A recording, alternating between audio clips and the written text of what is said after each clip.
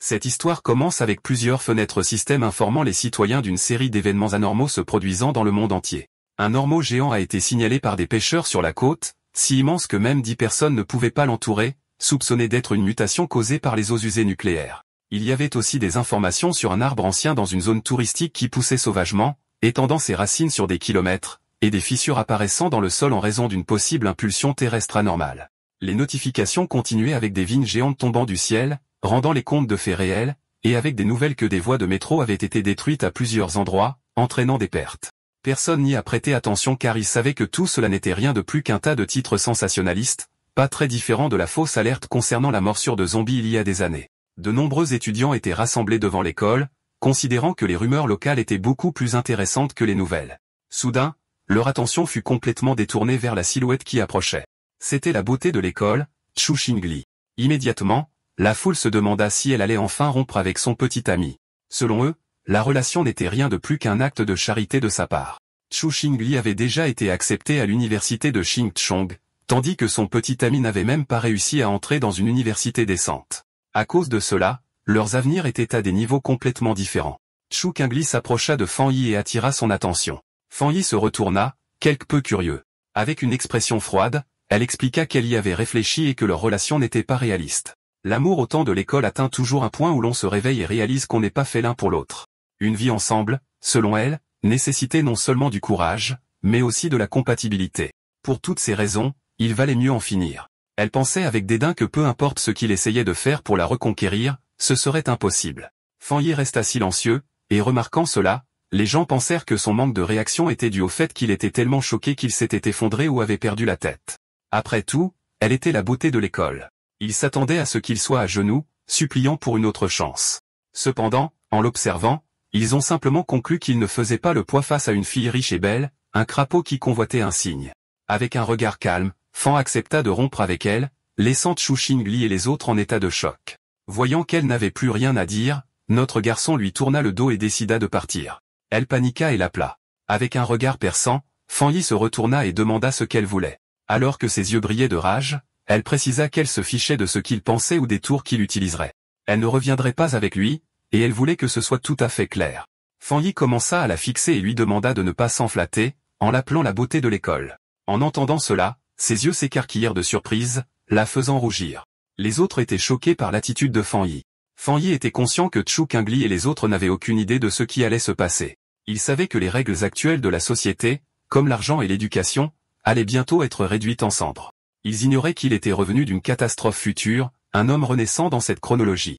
Pour cette raison, la Chu Xingli devant lui était, pour lui, simplement une étrangère lointaine d'une autre vie. Feng Yi quitta l'école. Il avait des affaires plus importantes à régler. Pour lui, les beautés de l'école et la réputation n'étaient pas pertinentes puisque tout allait être complètement reconfiguré. La véritable crise planait sur toute l'humanité sur Blue Star. Tout a commencé la veille au soir lorsque Fan Yi s'est réveillé et que d'étranges fissures lui ont montré l'avenir, puis le système l'a informé qu'une récupération d'aura avait été détectée. Son activation complète aurait lieu en mars. Et une fois que cela se serait produit, le monde subirait une transformation sans précédent. Fan Yi était quelque peu confus. Plusieurs personnages sont apparus devant lui, et le système a révélé que les règles de la société seraient réécrites. L'ère des cultivateurs était sur le point d'arriver et le pouvoir deviendrait la nouvelle norme. Notre garçon s'est senti quelque peu curieux, a tendu la main et a demandé qui c'était, puis une étrange lumière a commencé à apparaître devant lui. Une fenêtre système est apparue, expliquant qu'elle provenait des confins de l'univers et utilisait des algorithmes de premier ordre intégrés à des secrets cosmiques. Sa fonction était de générer automatiquement des techniques de cultivation basées sur des matériaux spirituels touchés par l'hôte, montrant que les techniques actuelles étaient nulles. Fan Yi commença à tendre la main, et ses yeux s'écarquillèrent de surprise lorsque sa main traversa la fenêtre du système. Puis un puissant monstre émergea et commença à rugir. Fan Yi était paralysé, et ses yeux se remplirent de peur.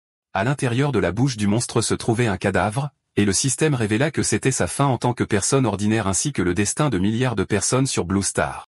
Fan Yi avala sa salive et ne put s'empêcher d'avoir peur. Il posa sa main sur sa poitrine et ses yeux se remplirent d'inquiétude. Fan Yi commença à réfléchir et se souvint de sa vie passée. Il n'avait été qu'une personne moyenne, emportée par le cours des événements, luttant seulement pour survivre avec l'espoir de surmonter la catastrophe. Cependant, il a été témoin de la chute de sa nation et de la souffrance du peuple, et à la fin, il n'a pas pu échapper aux bêtes mutées. Il se souvenait être mort dans le désespoir, plein de rage, et avec un profond désir de vengeance. Ses yeux commencèrent à briller de détermination en pensant que c'était peut-être pourquoi il avait été choisi par le système et ramené un an avant la récupération de Laura. Il commença à tendre la main sachant qu'à ce moment, la plupart des gens n'avaient aucune idée du changement qui allait arriver. Fan Yi toucha les fragments du système et décida qu'il utiliserait chaque anomalie causée par Laura à son avantage. Le système commença à initialiser une nouvelle évaluation.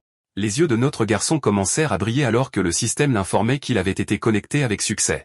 Un nouveau chemin avait été débloqué, et maintenant tout ce qui existait pouvait être utilisé comme matériau. Sa mission était de collecter des techniques et des capacités puissantes pour devenir un cultivateur fort et sauver le monde.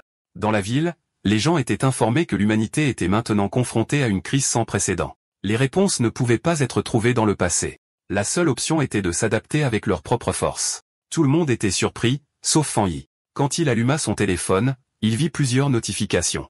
Il comprit que le gouvernement ne confirmait ni ne niait les phénomènes étranges, se limitant à dire aux gens de se préparer.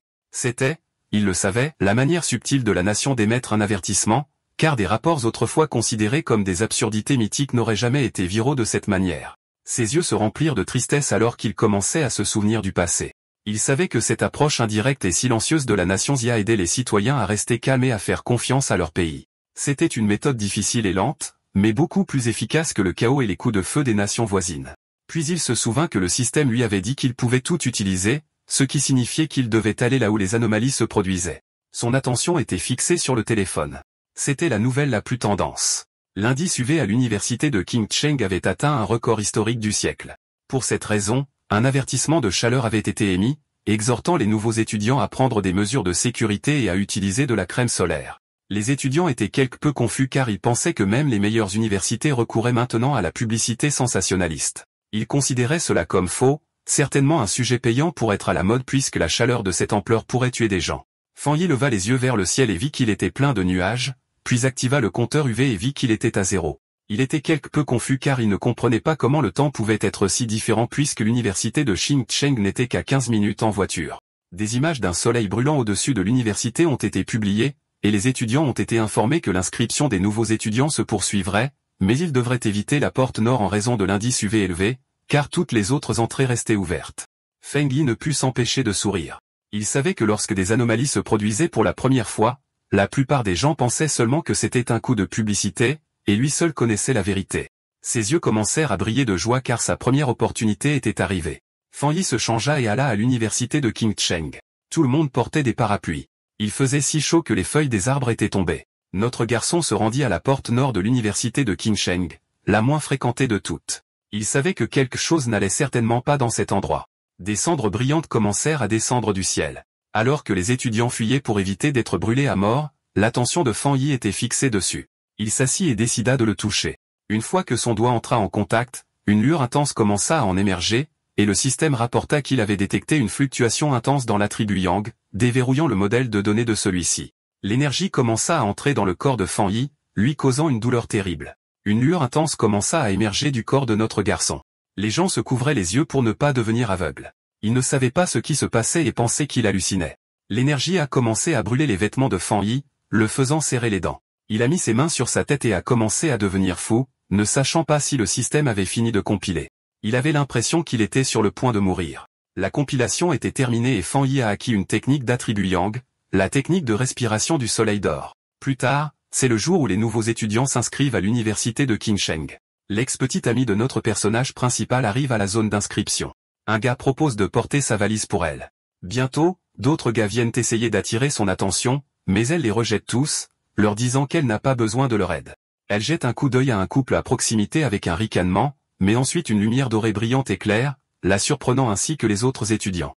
Une voix au haut-parleur dit à tout le monde de rester à l'écart de la porte nord. La jeune fille a l'air sérieuse et décide d'aller voir ce qui se passe. À la porte nord, une énorme explosion d'énergie dorée illumine la zone. Une silhouette sombre apparaît de la fumée, dégageant une sensation puissante. Il prend une profonde inspiration et ses yeux brillent d'une forte lumière dorée. Un écran apparaît lui indiquant qu'il a créé une nouvelle technique et gagné 50 points. Le gars regarde l'écran et se demande à quoi servent les points.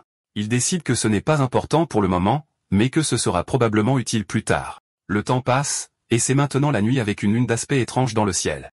Le jeune homme commence alors à pratiquer sa nouvelle technique de respiration. Le lendemain, un soleil brillant est dans le ciel et une nouvelle énergie se répand dans l'université. Certains étudiants remarquent que le ciel devient sombre et frais pendant une seconde alors qu'ils courent vers la porte nord. Une grande foule s'y rassemble pour voir ce qui se passe. Le doyen de l'université est en colère et demande pourquoi personne n'a écouté l'avertissement de rester à l'écart. Le groupe se fraye un chemin à travers la foule, qui s'écarte pour eux alors qu'ils vont au centre de tout. Une personne à capuche avec un regard sérieux dit au doyen de bloquer complètement la porte nord. À ce moment-là, un système indique à Fan Yi qu'il a nettoyé une zone polluée. Il apprend que le gouvernement est déjà au courant de ces zones et se demande s'il y a d'autres personnes comme lui. En entendant une alerte concernant l'interdiction d'entrer dans la zone, le jeune homme sait que les choses sont devenues sérieuses. Les étudiants voient des gens en uniforme et se demandent s'ils viennent de l'armée. Depuis un toit, Fan Yi voit que la perturbation attire beaucoup l'attention. Avec ses yeux rouges brillants, il décide qu'il est temps de partir et saute du bâtiment. En bas, la mystérieuse personne à capuche marche sur le sol, qui est fissuré par l'énergie. La silhouette à capuche regarde attentivement la scène. Cette personne s'agenouille et touche le sol pour sentir l'énergie restante. Puis elle ramasse un morceau du sol pour examiner de plus près ce qui s'est passé. La silhouette à capuche l'étudie et réalise qu'une personne a causé l'énergie. Juste à ce moment-là, les fonctionnaires commencent à déplacer les étudiants tandis que la personne à capuche regarde de loin. Dans la foule, l'ex-petite amie du gars est choquée d'apprendre qu'une seule personne a fait cela. À ce moment-là, elle voit une silhouette sauter au loin et se demande si c'était son ex, mais elle repousse rapidement cette pensée. Avec ses notes, il ne pourrait jamais entrer dans cette école. Au loin, chez Fan Yi, le soleil se couche et la nuit tombe. Allongé sur son lit, le jeune homme se plaint que son corps est toujours chaud même après une douche froide. À cause de la chaleur, il a peur de ne pas pouvoir dormir. Il s'inquiète également du fait qu'à cause de ce qui s'est passé aujourd'hui, quelqu'un aurait pu le remarquer. Il prend alors son téléphone et voit un article de presse populaire sur une association de cultivation. Le jeune homme se souvient que tout le monde pensait que c'était juste une blague sur Internet.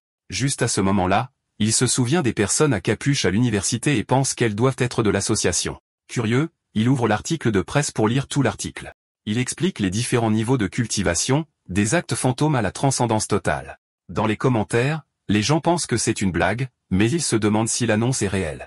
Fan Yi pense à comment il n'a jamais rien su de tout cela dans sa vie passée en tant que personne normale. Assis sur son lit, il pense à l'association de cultivation et décide d'essayer à nouveau sa technique. Il ferme les yeux et se concentre pour commencer son entraînement. À ce moment-là, il commence à transpirer alors qu'une forte énergie dorée coule autour de lui. Il commence à flotter dans sa chambre entouré d'une lumière dorée brillante. Une lumière brille sur lui. La première étape consiste à renforcer son corps pour contenir la puissance du ciel et de la terre. Il contrôle avec succès l'énergie et la façonne en une hache divine. Ses yeux brillent vivement et il sourit, se sentant plein de puissance. Le système lui indique qu'il a atteint le niveau d'Ushui et lui donne 50 points supplémentaires.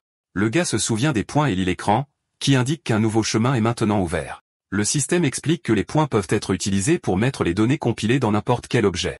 Il pense à l'idée de mettre de la puissance dans un objet et regarde sa tasse sur la table. Il tend la main vers la tasse avec une lueur dorée de puissance. Le système demande s'il veut utiliser un point pour mettre l'attribut Yang sur la tasse.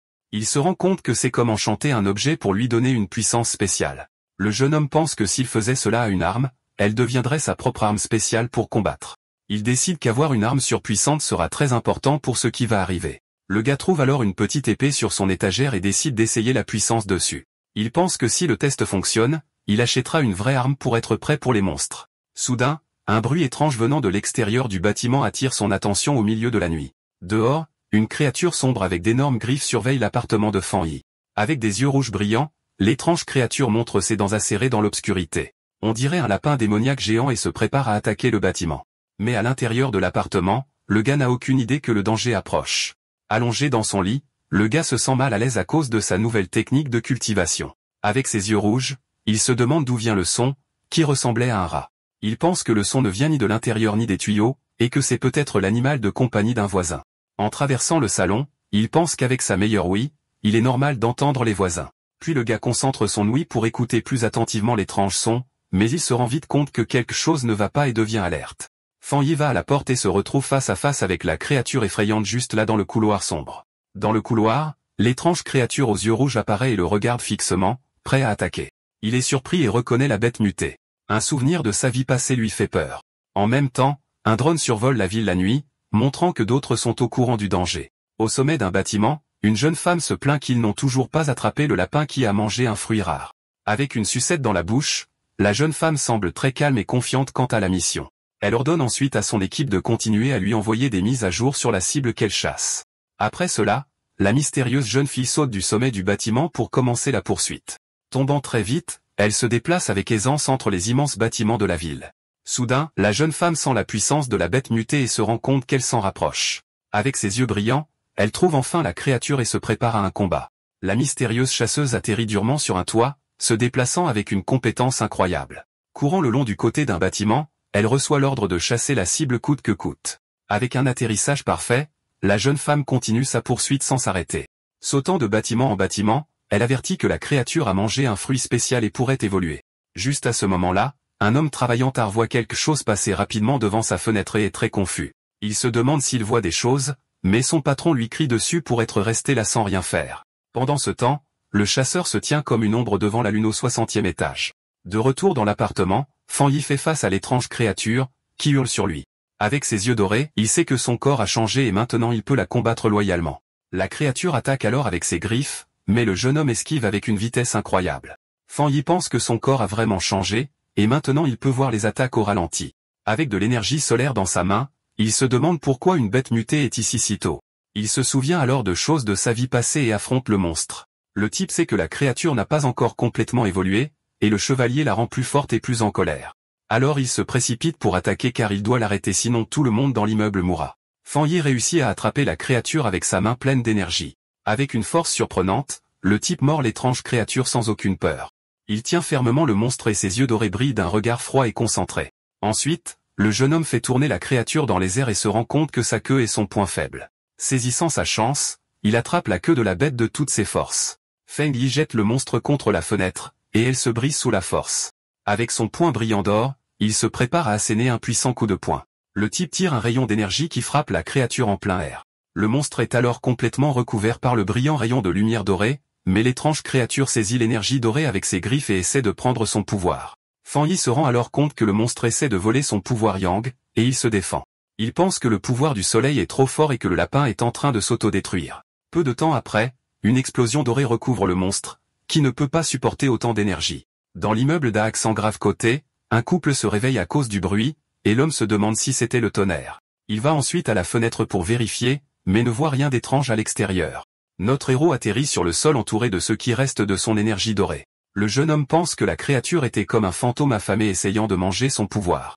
Après le combat, l'œil du monstre tombe au sol, laissant échapper une étrange fumée noire. Avec un regard sérieux, il fixe ce qui reste de la créature qu'il vient de vaincre. Sans réfléchir à deux fois, le type piétine fortement l'œil, écrasant le reste de la bête. Il comprend que la créature de la nuit était désespérée de son pouvoir de type Yang opposé. Le jeune homme pense que s'il était normal, le monstre aurait facilement mangé tout le monde dans l'immeuble. Avec cela, il sait qu'il doit apprendre plus de techniques pour faire face aux dangers à venir. Pendant ce temps, une fille mystérieuse saute dans les airs au clair de lune ressemblant à un chasseur. Avec une vitesse incroyable, la jeune femme court très vite le long du côté d'un bâtiment. Quand elle arrive sur les lieux, les yeux du mystérieux chasseur s'ouvrent en grand sous le choc. Debout là au milieu de la nuit, elle se demande si quelqu'un d'autre a vaincu sa cible. Agenouillée sur le sol, elle note que la cible a été détruite et qu'elle essaiera de récupérer l'attribut de chevalier. Mais alors qu'elle touche les restes du monstre, elle est surprise par une énergie dorée qui est toujours là. La jeune femme ressent alors une forte chaleur et un pouvoir brûlant qui la font reculer immédiatement. La jeune femme se souvient de l'énergie de la porte de l'université et comprend que ce n'est pas une coïncidence. Après cette découverte, la fille allume son communicateur avec un regard sérieux et déterminé. Elle dit à sa base que la cible a été éliminée par un nouvel avant-coureur puissant avec une capacité spéciale. Une voix sur son communicateur demande si la même personne a nettoyé la porte et tué le lapin. Un homme confirme qu'ils n'ont aucune information sur cette personne et que l'association doit le recruter. La fille aux cheveux argentés est d'accord avec le plan.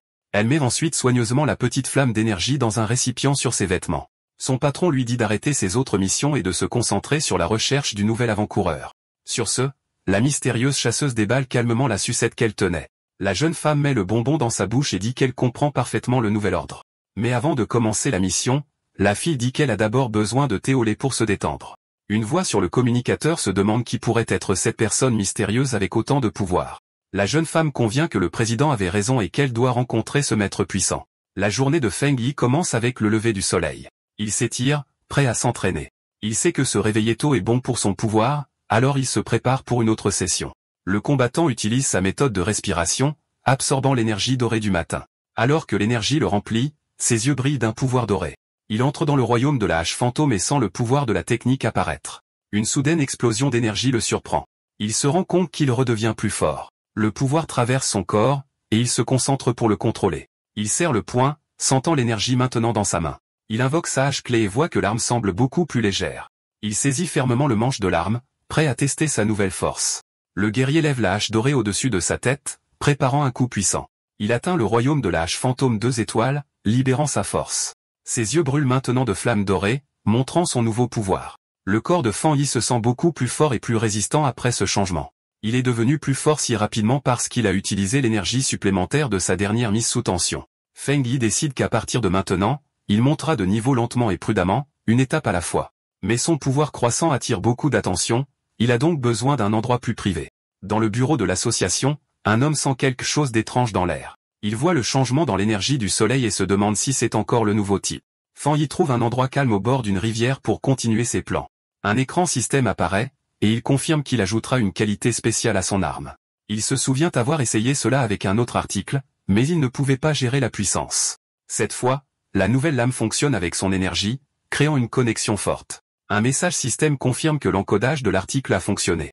Excité par sa nouvelle arme, il se prépare à tester immédiatement son incroyable pouvoir. Le résultat du test le choque avec l'incroyable puissance que l'épée a libérée. Un énorme rayon de lumière dorée jaillit de la lame vers le ciel. Le guerrier atterrit avec son épée en flammes, sentant le pouvoir le traverser. Il a presque déclenché un incendie avec cette balançoire et voit à quel point sa force est dangereuse. La fumée de l'attaque est importante, il sait donc qu'il a été vu et qu'il doit partir. Une fille court rapidement vers la fumée qu'il a laissée. Elle se plaint d'être sortie un instant et d'avoir tout manqué. Soudain, la jeune femme s'arrête. Elle voit que la rivière est en fait en train de bouillir. L'agent survole la zone endommagée se demandant ce que le nouveau type a fait à l'endroit. Elle peut déjà imaginer se faire réprimander car tout a mal tourné depuis qu'il est apparu. Juste à ce moment-là, un éclair doré au loin attire son attention, et elle devient curieuse. Le chasseur est choqué par ce qu'elle ressent. Ce ne devrait pas être possible. Son niveau de puissance est passé d'une étoile à 2 étoiles, et il a même fabriqué une arme spirituelle. L'association n'a que 2 de ces armes, et la façon de les fabriquer n'est pas entièrement connue. La fille devient méfiante, se demandant comment il a obtenu ce genre de pouvoir tout seul, mais elle pense qu'elle doit se tromper et décide de commencer à nettoyer le désordre qu'il a fait. Au loin, Fan Yi pense à la façon dont son arme a maintenant l'attribut Yang, mais il en veut plus. Le système peut encoder n'importe quoi, alors il prévoit d'ajouter plus de qualité à la lame. Soudain, son téléphone vibre. Il a un message de quelqu'un qu'il ne connaît pas. Il a complètement oublié d'être discret, et maintenant un étranger l'invite à rejoindre un groupe de pionniers. Il est choqué d'apprendre que les membres officiels doivent être au moins au niveau du royaume de la hache fantôme. L'étranger parle d'une nouvelle zone de pollution et l'invite à une chasse en groupe. Il demande l'emplacement, et l'étranger envoie un fichier sur le dragon de lave de la rivière Ombre. La zone contient de la lave et le même attribut Yang qu'il possède, donc Fan Yi décide d'accepter l'invitation. Loin de là, dans le district de Binmu, un groupe attend l'arrivée de l'ami du Violi. Un membre dit que la carte de la fille était si bonne, qu'il est arrivé facilement. La jeune femme blonde remercie tout le monde d'être venu et leur dit qu'ils doivent travailler ensemble. Elle vient de l'association de cultivation et est déçue que les pionniers ici ne soient pas très forts. Ce que beaucoup ignorent, c'est que l'association de cultivation est un groupe gouvernemental. Entrer dans le groupe a été difficile et a nécessité que sa famille demande des faveurs, donc elle déteste échouer. Juste à ce moment-là, l'un des explorateurs voit le nouveau venu arriver et l'appelle par son nom, Fan. Fan Yi fait une entrée remarquée avec sa nouvelle épée et se présente au groupe. L'agent est surpris par sa puissance, mais voit que son aura n'est pas effrayante, mais chaleureuse. Puisque l'équipe est au complet, la chef donne le signal et il se dirige vers l'entrée de la grotte. Fan Yi décide d'y aller en premier et demande à l'agent blonde de s'occuper de la lumière. Le groupe traverse la grotte et l'un d'eux met Fan en garde contre les roches instables. Il trouve étrange que l'endroit ne soit pas encore très chaud. Fan Yi réfléchit à la rapidité avec laquelle l'équipe l'a accepté et sent que leur amitié est réelle en ces temps difficiles. Fan Yi continue d'avancer et le sol sous ses pieds commence à changer de couleur, montrant que le danger est proche. Soudain, ils arrivent à une immense ouverture et sont émerveillés de voir une rivière de lave en ébullition juste devant eux. Sans hésiter, Fan se précipite vers le danger, et l'agent blonde lui crie de ne pas être aussi imprudent. À la surprise générale, le guerrier enfonce son épée directement dans la lave. Les explorateurs paniquent et crient à l'aide. Une explosion enflammée rejette l'équipe en arrière, et le système de Fan Yi détecte un problème mondial et commence à analyser les informations. Alors qu'il plongeait son épée dans la lave, le système de Fan Yi a analysé l'anomalie, révélant un nouveau pouvoir, la flamme intérieure avec une température interne extrêmement élevée et des propriétés explosives, et la technique de l'épée de la flamme écarlate, qui libérait sa puissance lorsque la lame était tirée, la recouvrant de feu et de foudre. Résolu, Fan Yi serra son épée. Ses yeux et la lame brillaient d'une puissance ardente, une technique parfaite pour son épée Tang. En bas, les autres explorateurs, projetés en arrière par une précédente explosion, regardait avec étonnement Fan Yi se tenir indemne dans un vortex de feu. Réalisant que son arme absorbait la puissance de la lave, Fan Yi utilisa ensuite ses points de script pour intégrer de façon permanente l'attribut de la flamme écarlate dans son épée, qui brûlait maintenant d'énergie. Lorsque les flammes se sont apaisées, ses coéquipiers ont conclu qu'il avait subi un petit accident de cultivation et qu'il s'était rétabli. Le groupe était euphorique, remarquant que l'énergie spirituelle de la grotte s'était stabilisée. L'un d'eux célébrait le fait de pouvoir l'absorber en douceur, tandis qu'un autre, sur le point de commencer son chemin de cultivation, criait avec enthousiasme le nom de Xiaoya. L'agent blonde, Xiaoya, les encouragea à s'entraîner pendant qu'elle montait la garde, et l'équipe la remercia pour cette opportunité. La paix fut interrompue lorsque Xiaoyo détecta des silhouettes approchant de l'entrée, avertissant que d'autres pionniers arrivaient. 3 hommes musclés entrèrent, menés par un homme avec un bandeau sur l'œil et des yeux rouges brillants qui déclara avec arrogance que cette terre riche en ressources était désormais la leur. Xiaoyu s'inquiéta, reconnaissant que les 3 nouveaux arrivants étaient tous au royaume de la hache fantôme une étoile, un niveau que son équipe ne pouvait pas défier. Malgré le danger, Xiaoyu essaya de raisonner avec eux, déclarant poliment qu'ils étaient arrivés en premier et proposant même de les laisser se joindre à eux. Sa diplomatie fut accueillie avec mépris. Le chef portant un bandeau sur l'œil se moqua de son bas niveau et leur ordonna de s'en aller ou d'en subir les conséquences. L'expression de Xiaoya se durcit. Elle réfléchit à la dure réalité de la survie du plus fort dans cette nouvelle ère, mais en tant que membre de l'Association des Nations IA, elle décida qu'elle ne pouvait pas permettre cette injustice. Alors que la confrontation était sur le point de dégénérer, Fan Yi se plaça entre Xiaoyu et le chef hostile. Avec son épée enflammée, il demanda froidement au grand homme s'il n'avait rien de mieux à faire que d'intimider une jeune femme. Le chef portant un bandeau sur l'œil resta stupéfait et sans voix. Sans hésitation, Fan Yi lança un seul coup dévastateur qui créa une explosion enflammée envoyant les 3 agresseurs voler dans les airs. La force de l'attaque surprit les propres coéquipiers de Fan Yi dans leur méditation. Il se souvint des tragédies causées par ceux qui suivaient le principe de la survie du plus fort, sachant que seule une force écrasante fonctionnerait sur de telles personnes.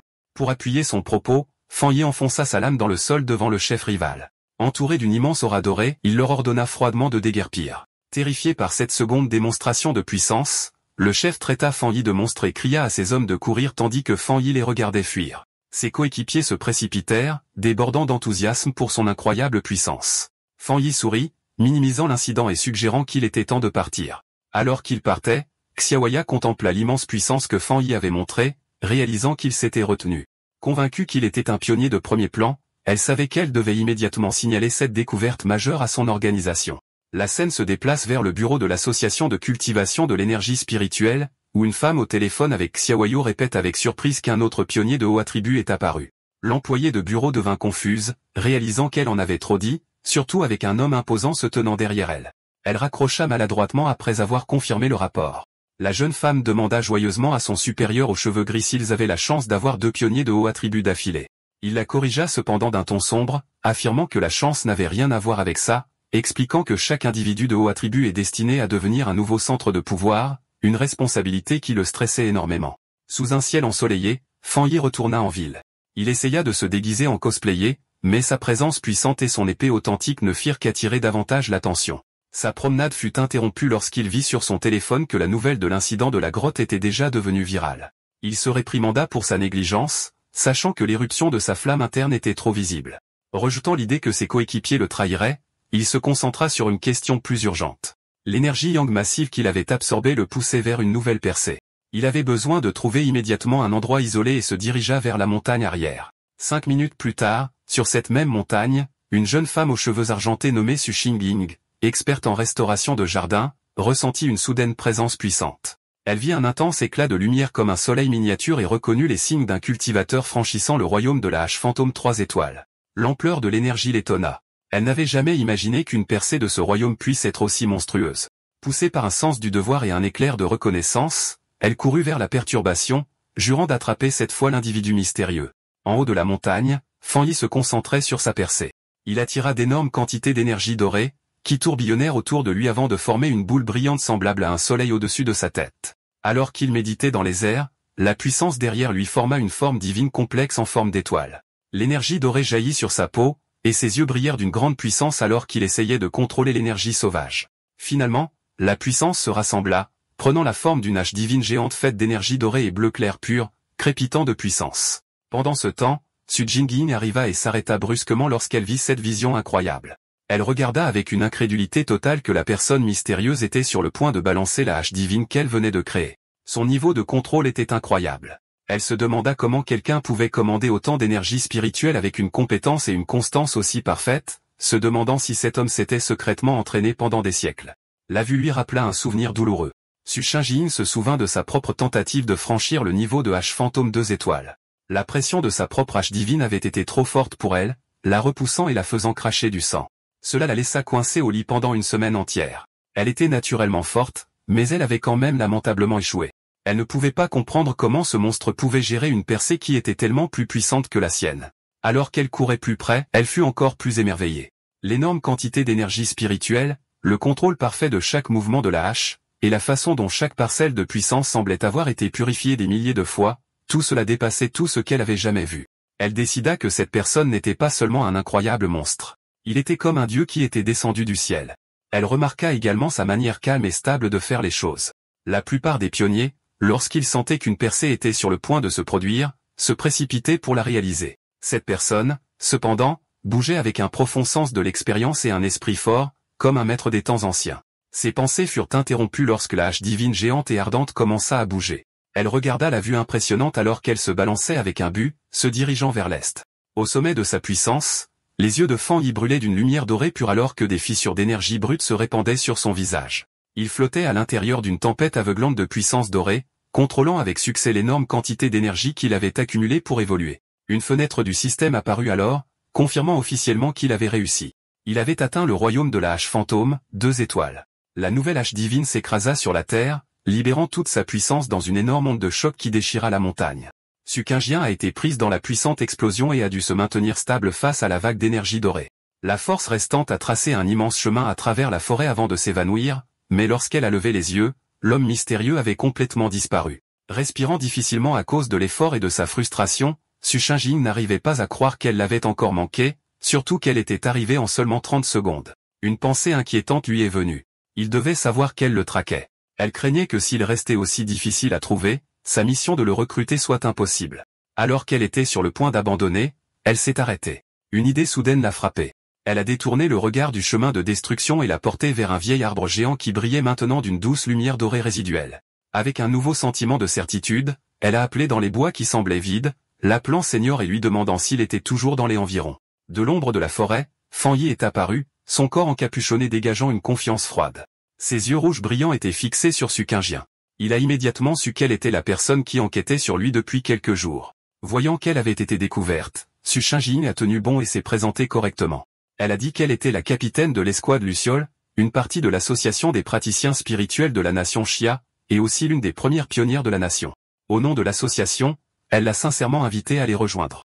Elle a admis qu'elle le suivait depuis 2 jours et espérait que ses méthodes ne lui avaient pas donné une mauvaise opinion d'elle. Pendant qu'elle parlait, Fan Yi restait silencieux, et son visage était difficile à lire sous sa capuche. Su Shinjin a ajouté que même si le public ne le savait pas encore, tous les documents officiels pour l'association étaient prêts. À l'intérieur, cependant, elle était très nerveuse, choisissant soigneusement ses mots et s'inquiétant de savoir si elle le dérangeait ou mettait en colère l'homme puissant. Elle savait qu'elle devait paraître douce et respectueuse. Son discours soigneusement préparé a été interrompu par la simple question directe de Fan Yi. « Pourquoi devrais-je rejoindre ?» La question directe l'a complètement surprise.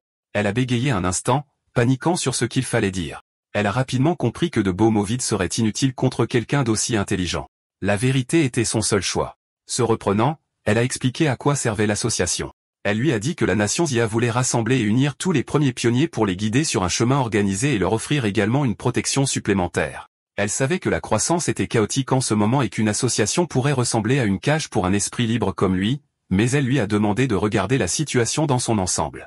Un grand retour d'énergie spirituelle approchait, et ils auraient tous besoin de se tenir ensemble pour affronter les ennemis inconnus du futur.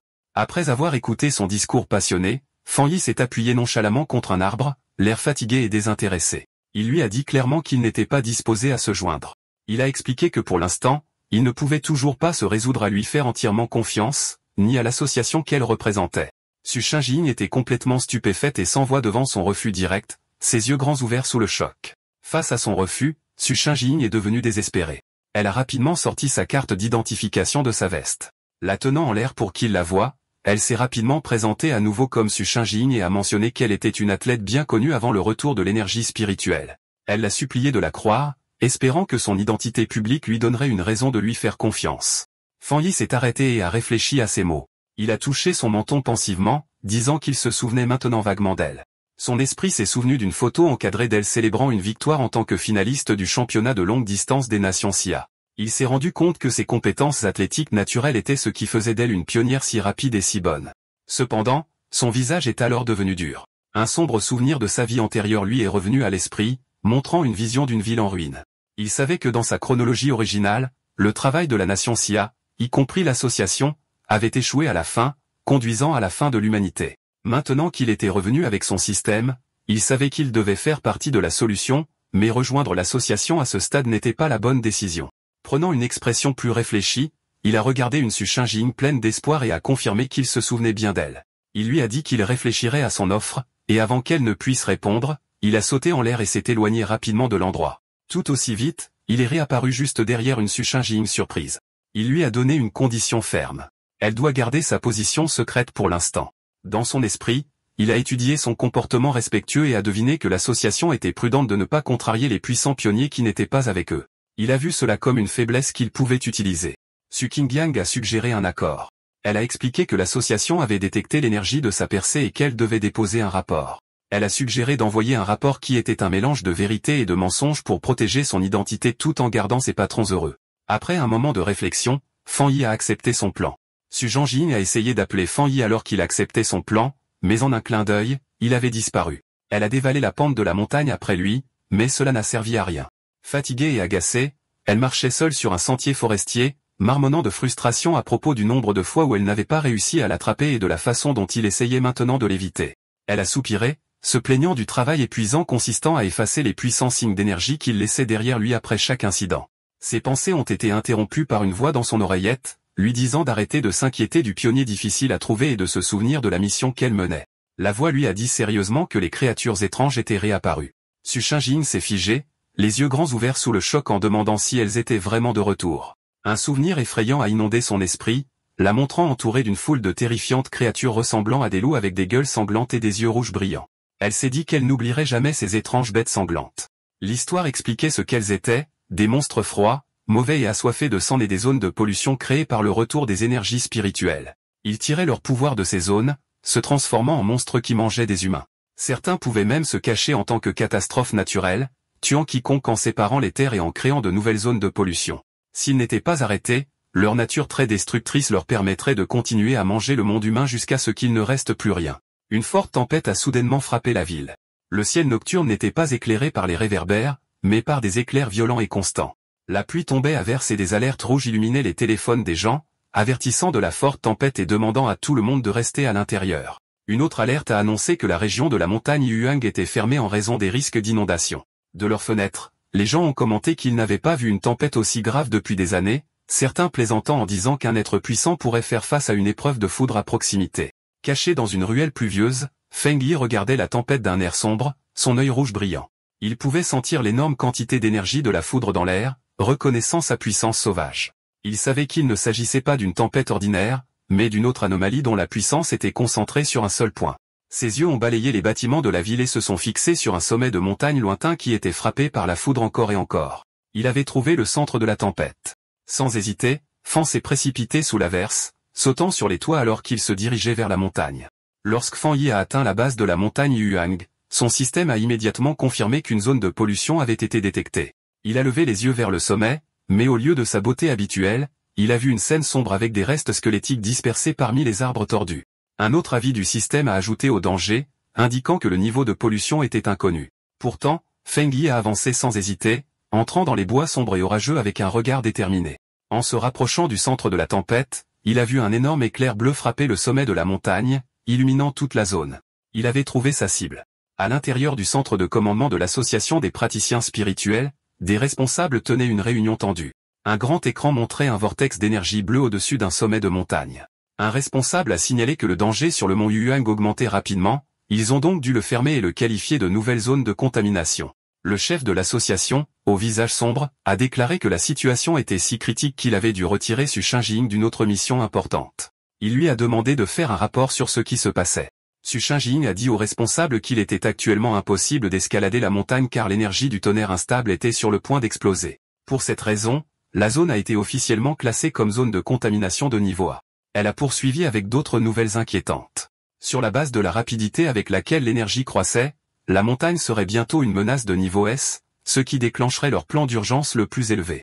Mais elle a souligné un problème majeur. Sur la base de leurs données, aucun explorateur qu'ils avaient ne pouvait s'approcher de la zone en toute sécurité, admettant que même elle ne pouvait pas y faire face.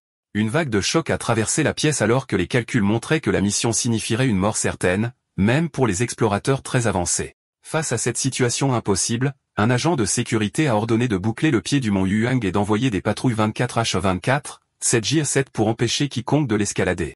Le chef de l'association était fermement d'accord. Il a déclaré qu'il fallait arrêter la menace en scellant la montagne et que personne ne pouvait s'en approcher tant que la concentration d'énergie ne diminuait pas. Alors que l'association pensait que le mont Yuang était trop dangereux, Fan Yi était déjà au plus profond de la zone. D'énormes éclairs bleus s'abattaient autour de lui. Alors que la tempête faisait rage, Fan Yi restait ferme, protégé par une aura dorée provenant de sa technique de respiration. Il savait, cependant, que survivre à la tempête ne suffisait pas. Pour obtenir l'énergie du tonnerre la plus pure, il devait grimper au centre de la tempête, au sommet de la montagne. Sa décision était alimentée par de sombres souvenirs du passé. Il savait que les créatures auxquelles ils étaient confrontés n'étaient que le début, et que des monstres encore plus terrifiants apparaîtraient à l'avenir. Il réalisa que ses pouvoirs actuels basés sur le feu n'étaient pas suffisants pour les défis à venir. Il devait devenir plus fort lui-même, et ne pas seulement compter sur son arme. Entouré par la foudre, Fan Yi a vu une occasion rare et parfaite d'utiliser l'énergie du tonnerre pour renforcer son propre corps. Fan Yi savait que s'il ne saisissait pas cette chance de devenir plus fort, il ferait face à une mort certaine à cause des catastrophes à venir.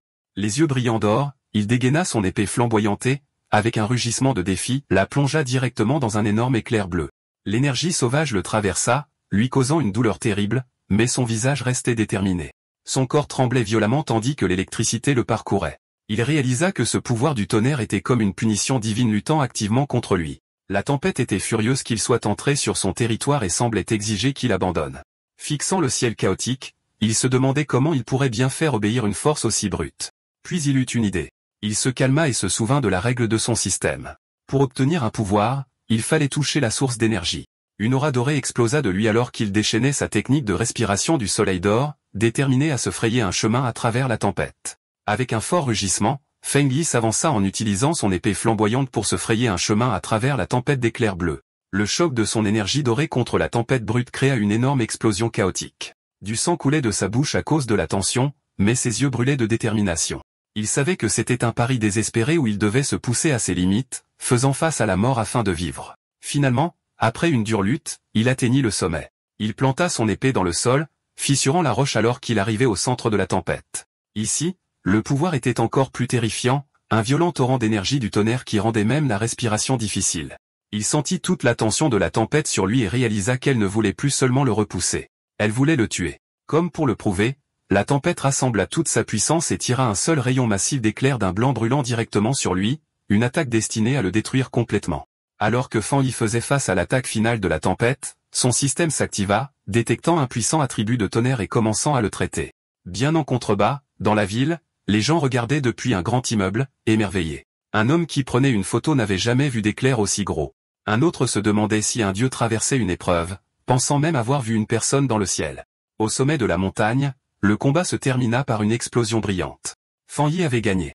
Un message du système le confirma, annonçant qu'il avait obtenu un pouvoir de tonnerre divin raffiné et qu'il pouvait désormais invoquer la foudre céleste pour rendre son corps divin. Il fut récompensé par 5 points d'écriture. Fan Yi flottait maintenant dans les airs, entouré d'éclairs bleus et de son aura dorée. Il comprenait son nouveau pouvoir. L'attribut de tonnerre était une force de premier ordre pour l'attaque et la défense. Contrairement à son pouvoir solaire, qui servait surtout à la défense, le tonnerre pouvait affiner son corps et le transformer en énergie intense. Il décida que le tonnerre était désormais sa lance et son bouclier. Il réalisa également que le pouvoir n'était pas seulement une question de destruction. Il s'agissait aussi de purification et de renaissance. Il pouvait sentir l'énergie renforcer ses os et ses muscles sans aucune douleur. Le système lui offrit alors une amélioration pour punir le mal, qui lui accorderait des dégâts critiques doublés, lui demandant s'il voulait utiliser des points d'écriture pour l'obtenir. Atterrissant doucement, Fan Yi réfléchit à ce qu'il fallait faire ensuite. Sa première pensée fut de mettre ce nouveau pouvoir de tonnerre dans son épée Tang. Il l'examina attentivement. Bien que cela rende la lame plus forte, il craignait que cela ne perturbe la pureté de l'attribut solaire qui s'y trouvait déjà. Il savait également que mettre trop de pouvoirs différents dans un seul objet pouvait l'endommager, voire le détruire. Soudain, il eut une idée brillante. Regardant sa main, il décida de faire quelque chose de différent.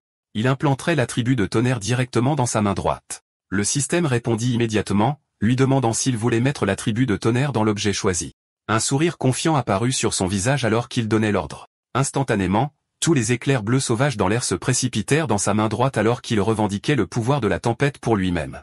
Le lendemain, sur le sommet endommagé par la tempête du mont Yuang, le danger immédiat avait disparu. En contrebas d'une falaise, Su Qingjian et un officier de l'armée nommé Major An Li se tenaient au-dessus de nombreuses silhouettes dans des sacs mortuaires. Su Qingjian rapporta que l'énergie de la zone de contamination était étrangement passée de son niveau le plus dangereux à un niveau léger en seulement 3 heures, bien qu'il y ait encore de l'électricité dans l'air. Le Major An Li écouta et comprit immédiatement ce qui s'était passé. Quelqu'un était venu. C'était un chercheur, une personne qui recherche activement ces événements dangereux. Su Qingjian était choqué, se demandant si un autre chercheur était impliqué et s'il avait pu survivre. Elle s'agenouilla et chercha des indices, ne put rien sentir, devinant que la forte pluie avait emporté toutes les preuves. Elle conclut que le chercheur avait dû quitter la montagne en toute sécurité vers 20 heures la nuit précédente. Le Major An Li était d'accord avec son calendrier. L'étrange événement commença vers 18 heures, et l'armée scella la montagne à 19 heures. Le chercheur a donc dû escalader la montagne avant qu'elle ne soit fermée. Il nota que leurs instruments prévoyaient que le danger atteindrait le grade S, mais après 20 heures, l'énergie chuta soudainement. Debout là où la foudre avait été la plus forte, le Major ajouta sa propre théorie. Il pensait que le chercheur non seulement avait survécu à la foudre, mais avait probablement un pouvoir lié au tonnerre, transformant la catastrophe en une grande opportunité. Il conclut que cette personne était la cause directe du changement soudain. Le Major partagea ensuite sa plus grande inquiétude. Les gens comme ça étaient les plus dangereux parce qu'ils ne savaient pas de quel côté ils étaient. Su Qingjian était d'accord, ajoutant que si une personne aussi puissante était une menace, la catastrophe qu'elle pourrait causer serait énorme. Il fallait les trouver rapidement. À des kilomètres de là, assis sur son canapé et ignorant l'opération militaire maintenant concentrée sur lui, Feng Yi laissa échapper un soudain éternuement bruyant. De retour sur la montagne, le Major An Li prit sa décision. Il donna un ordre ferme à ses troupes. Trouver cette personne immédiatement, à tout prix. Alors que son commandement était donné, il attribua à la cible mystérieuse son nom de code temporaire, le tyran. D'accord, c'est la fin de l'histoire. Merci d'avoir regardé. À la prochaine.